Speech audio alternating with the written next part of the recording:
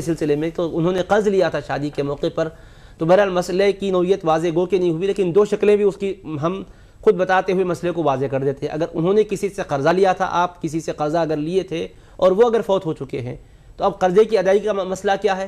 تو ظاہر ہے کہ ان کے ورثہ کو آپ دیں گے تو قرض ادا ہو جائے گا۔ اب وہ ورثہ کی ملکیت اس طرح سے نہیں بنے گا، بلکہ بنے گا تو کیا کہ جو مرحوم انتقال کر گئے انہی کا طریقہ قرار پائے گا۔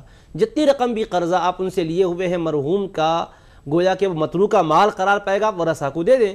اور دیگر اموال کی جیسا تقسیم شرعی ہوتی ہے اسی طرح سے یہ پیسے بھی اسی حساب سے کس کو کتنا ملنا ہے، شریعت نے جو مقرر کا جو حصص مقرر کیے اس کے لحاظ سے وہ تقسیم کر لیں گے۔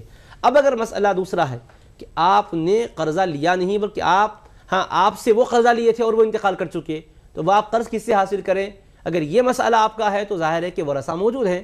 آپ نے اگر قرضہ اس مورث سے لیا تھا جس کا بھی انتقال ہو چکا ہے، تو آپ کے پاس کوئی دستاویزی ثبوت ہے تو آپ اس کو لے آ کر پیش کریں، یا کوئی زبانی طور پر اگر اس کی گواہ ہوں تو پیش کریں، یا اگر آپ واقعتاً ورثہ سے کہیں کہ بھی آپ کے بزرگ نے ہم سے قرضہ لیا تھا، اگر آپ کے اس قول پر ان کو اعتماد ہے اور وہ قبول کر کے وہ خود اگر ادا کر دیں ان کے طریقے میں سے، تو بہت اچھی بات ہے، کیونکہ شریعت یہ کہتی ہے کوئی انسان دنیا سے جب انتقال کر جاتا ہے تو اس کے مال متروکہ سے بنیادی 4 حقوق وابستہ ہو جاتے ہیں۔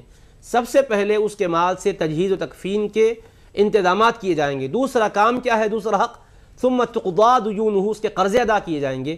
تو قرضوں میں یہ بھی قرض آ جاتا ہے جو آپ کا ان کے ذمے باقی رہ گیا، تو وہ ان کے طریقے سے آپ حاصل کر لے سکتے ہیں۔